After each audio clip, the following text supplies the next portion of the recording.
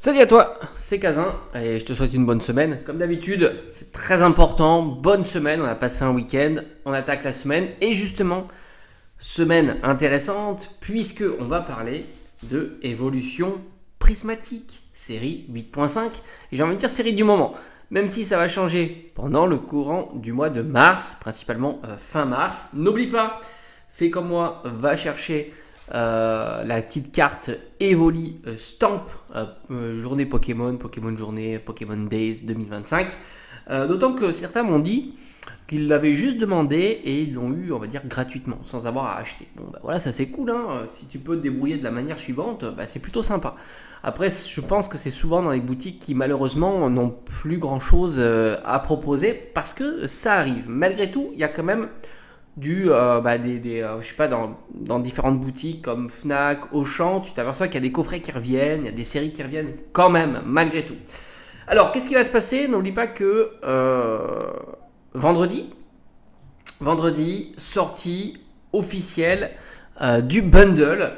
Donc là, forcément, il y aura un intérêt d'aller essayer, d'aller choper son petit bundle. Alors, ça n'y rien comprendre parce que visiblement, alors on me l'a suggéré dans l'espace de mes commentaires, la box surprise, tu sais, avec une carte aléatoire, stamp, avec les ex-évolutions de la série, a été décalée pour fin mars. Voilà, ça a l'air d'être assez concret.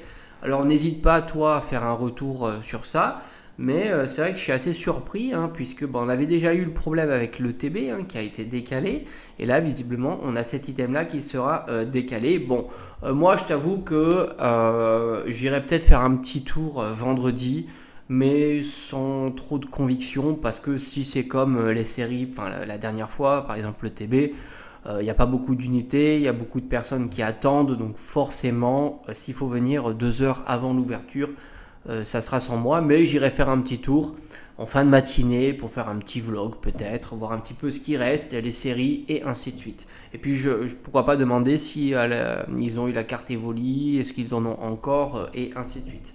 Donc d'un point de vue de 8.5, qui est la série du moment, du point de vue du scellé, bon comme d'habitude, il n'y a pas de nouveauté, on va dire. On a les tripacks qui tournent toujours globalement aux alentours de 30, 35 euros, plus proche de 30 que de 35 euros. Que ça soit les tripacks avec n'importe quelle carte promotionnelle, tu retrouves aussi les coffrets posters, c'est à peu près pareil. Donc ce qui donne grosso modo 10 balles du booster. C'est assez fidèle à ça. On est sur cette série-là à 10 euros. Et c'est vrai que je parlais, comme ça me permet de rebondir un petit peu sur la série précédente où je te parlais de Destinée de Paldea. Et c'est vrai qu'on est dans un contexte assez particulier parce qu'au final, tu t'aperçois que même sur des séries comme ça, ultra tendance, il n'y a pas d'explosion. Sur des séries moins tendance, elles se collent quasiment à ces séries-là. Lorsqu'il n'y a plus de disponibilité en boutique. Enfin, ça, il faut quand même comprendre ça. C'est-à-dire qu'évidemment, une série, elle ne peut pas monter si elle est disponible facilement en boutique. Enfin, ça paraît très cohérent. Mais en même temps, dès qu'une série est plus disponible, elle monte assez rapidement à des tarifs qui tournent aux alentours de 10 euros du booster. Alors, pas sur tous les items, évidemment, mais sur certains items qui se font... qui ont été peut-être plus rares ou plus tendance en tous les cas. Et c'est vrai que c'est pour ça que je trouve que Destinée de Paldea, malgré tout, le TB à 90-100 euros, ça reste plutôt très abordable. Et de la même manière, on s'aperçoit que sur 8.5, il n'y a pas cette explosion comme on a eu avant d'ailleurs avec les ETB à 150. D'ailleurs, l'ETB en ce moment, on est à quoi? Alors une ETB avec un scellage parfait de ce que je vois sur les annonces, alors encore une fois, on est aux alentours de 125, 130 euros. Une TB avec un scellage non parfait, on est plus proche des 110 euros. Et n'oublie pas, contrairement à Destinée de Paldea où la carte promo vaut 1 ou 2 euros, sur 8.5, la carte promo vaut quasiment 20 euros. Donc c'est ça qui est assez intéressant. Donc tu as une ETB à 110, 115 euros. Bon, si c'est pour de l'ouverture par exemple, tu t'aperçois que avec tout le reste, si tu revends tout l'intégralité, la carte promo, les sleeves, etc., tu t'en tires quasiment pour 30 balles. Donc si tu es à 110 moins 30 balles, tu fais le calcul par rapport au prix du booster, c'est super intéressant par rapport au prix du booster. Et on est même, on va dire, allez, globalement, on est au prix du booster du tripack. Donc c'est pour ça que je disais toujours que, au fond, le TB, il y a deux directions, hein, enfin deux paliers, on va dire. Le premier palier, c'est la cotation de ce qu'il y a à l'intérieur. 8.5, c'est un bon exemple. Alors oui, c'est vrai qu'il y a peut-être une légère déconnexion en ayant le TB parfaite. Et après, il y a la grosse déconnexion, et j'ai envie de dire, typiquement, c'est 151. 151, tu vois que la déconnexion, elle est énorme. Hein. On avait vu ça ensemble, alors que le bundle, pas encore. Tu vois, le bundle, il est très fidèle au booster que tu retrouves dans un coffret, par exemple, plutôt random. Donc, c'est ce qu'on observe d'ailleurs sur cette série-là. Et voire même mieux, tu t'aperçois que le coffret classeur, tu commences à le retrouver à 60 euros. Donc voilà, 60 euros, là encore une fois, tu as 5 boosters, ça fait 50 euros, 10 euros, le classeur à 10 euros, ouais, t'es bien aussi. Donc tu vois, il n'y a pas vraiment d'items qui se dénotent des autres. Et certainement avec le bundle qui va arriver là, il y aura certainement encore une surréaction, c'est pour ça que si tu loupes te bundle, faut attendre, hein, évidemment. Alors déjà, je te conseille jamais d'acheter plus cher que le prix standard. Bon, d'ailleurs, je conseille rien du tout, hein, c'est encore mieux, ni d'acheter quoi que ce soit. Hein, je conseille absolument pas d'acheter. On est là pour parler des différentes tendances, d'observation ou des choses comme ça, mais je conseille rien du tout. Il n'y a aucun conseil. Chacun et son propre conseil, on va dire, et fait que bon lui semble. Et tu t'aperçois qu'au final, voilà, tu es très homogène. Et pour l'instant, le TB, malgré tout, et même sur du scellage parfait, où on pourrait dire, bon, bah, 150 euros, ça sera le scellage parfait, c'est pas le cas. C'est pas le cas sur ça. Et le bundle, ça va être pareil. On va certainement avoir des prix de bundle, là, comme ça, avec une petite excitation un peu avant, ou quand ça sort, à peut-être 90 euros, tu vois, une surréaction. Mais au final, on va voir, on va l'observer ensemble. Hein, ça sera intéressant, justement, de suivre ça. Je pense que le bundle va rentrer dans les clous à, on va dire, 60, 70 euros pour le bundle. Et pas que c'est 6 boosters. D'autant qu'il va y avoir la série qui va, donc, le coffret surprise qui est décalé, et puis les nouvelles séries. Est-ce que Aventure Ensemble va susciter un gros intérêt? Je suppose que ça va susciter un petit peu d'intérêt. Gros, faut pas non plus exagérer. Je pense que la série qui va susciter le plus d'intérêt encore, ça sera certainement EV10, avec une partie Team Rocket, et on attend évidemment les SAR. SAR certainement avec Mewtwo et Giovanni, là qui va être plutôt pas mal. Et j'ai vu qu'il y avait Karchakroc et Cynthia qui sort en SAR, ça c'est attendu, mais on va voir aussi les autres SAR qui sont prévus, on va dire, sur cette série-là. Donc au final, on est plutôt tranquille. Moi j'ai envie de dire, c'est plutôt tranquille. On aurait pu s'attendre à bien pire quand on voit l'euphorie qu'il y a eu sur 8.5, il ne faut pas sous-estimer, hein, il y a eu des euphories, 4 heures du matin devant les boutiques, je crois de mémoire, on ne l'avait jamais vu, même 25 ans, c'était pas aussi horrible. N'oublie pas aussi qu'il va y avoir les types ultra premium, on peut les appeler comme on veut, ça ne change pas, c'est-à-dire qu'il y a une quinzaine de boosters, il y a une carte promo et ainsi de suite. C'est des items assez conséquents. Là, oui, ça va susciter aussi beaucoup d'intérêt, mais je serais surpris de voir son prix aussi de revente. Est-ce qu'on sera très contenu, rappelle-toi, comme on avait été avec 151? Bon, on ne va pas s'affranchir des 10 euros du booster, plus la carte promo, les trucs comme ça. Mais j'ai hâte de voir quand même le prix. Est-ce qu'on sera des prix stratosphériques ou pas? Franchement, c'est intéressant de voir un petit peu comment ça se passe sur, on va dire, la série qui a été la pire.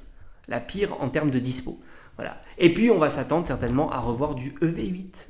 Voilà, ça c'est cool. À mon avis, du EV8, on n'a pas encore terminé avec cette série. Donc là, on était un petit peu pour discuter de tout, principalement de 8.5. Et c'est vrai que les cartes encore sont très très chères sur 8.5. Ça aussi, je ne m'attends pas que ça soit comme ça sur le long terme.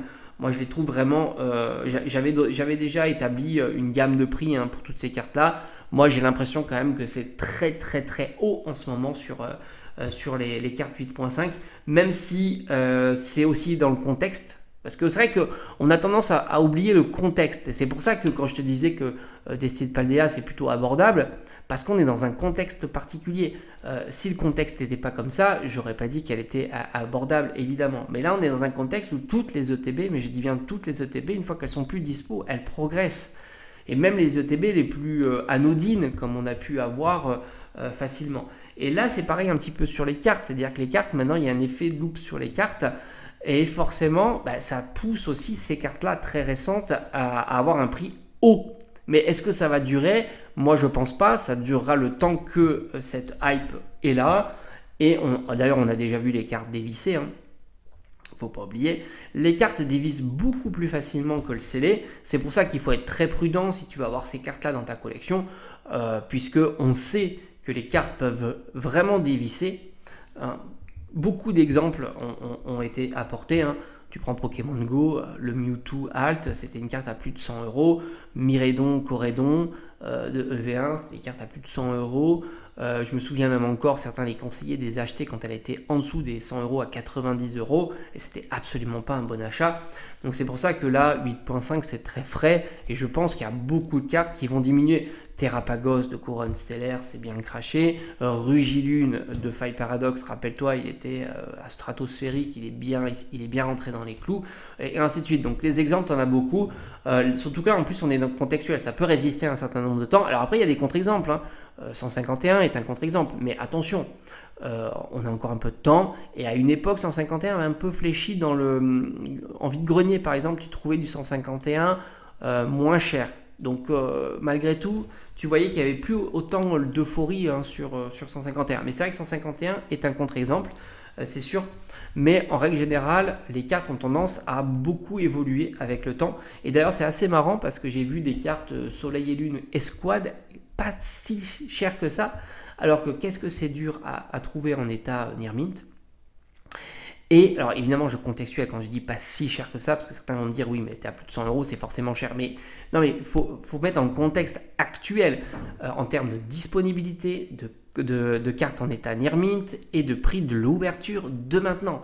C'est ça le contexte. T'es sur des cartes qui sont moins chères que des évolutions de 8.5 où tu as le booster même au prix marché secondaire, on est à 10 euros.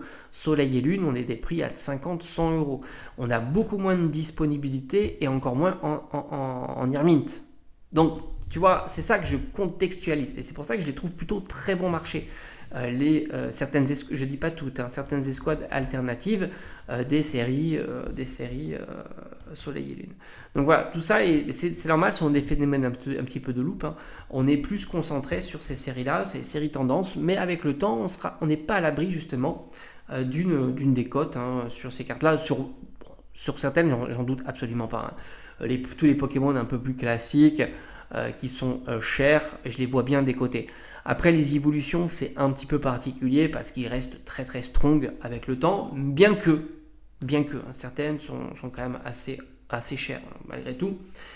Donc voilà, donc je pense que sur 8.5, pour moi, je suis toujours ancré dans pas de surréaction. Le TB reste très capé quand même malgré tout. Surtout quand on voyait des ventes, beaucoup d'affolement sur le TB à 150 euros, des précos qui se validaient, les plateformes qui validaient des précos à 150 euros, et au final, tu vois, tu pouvais la trouver moins chère. Et il n'y a pas eu de surréaction, et tout comme les tripacks et ainsi de suite. Alors après, oui, la série est difficile à ouvrir, ça c'est certain. On a vu pas mal d'ouvertures sur cette série-là. Et donc par conséquent les moins ludiques, parce que c'est vrai que beaucoup focalisent sur les SAR et moins sur les Pokéball Master Ball. Moi j'aime bien les Pokéball Master Ball, je trouve que c'est plutôt très très sympa. Tu te fais un classeur juste avec 7 types de rareté, c'est plutôt cool. D'ailleurs je pense que les vides-greniers vont commencer à reprendre par chez moi, et j'espère pouvoir trouver justement quelques stands qui proposent des cartes Pokémon, et on ira chiner justement quelques Pokéball et Master Ball, évidemment les plus intéressantes. Dans un premier temps, moi je me focalise toujours celles qui sont pas chères, parce que justement celles qui sont pas chères sont souvent mises de côté et tu peux faire des bons achats, alors que celles qui sont chères, c'est-à-dire qu'il y a un effet de loupe, et plus tard elles risquent de diminuer et les autres monter. Donc je préfère me préoccuper par celles qui sont bon marché, comme j'ai l'habitude de faire. Bref, je te dis à bientôt comme d'habitude. Merci à tous et ciao.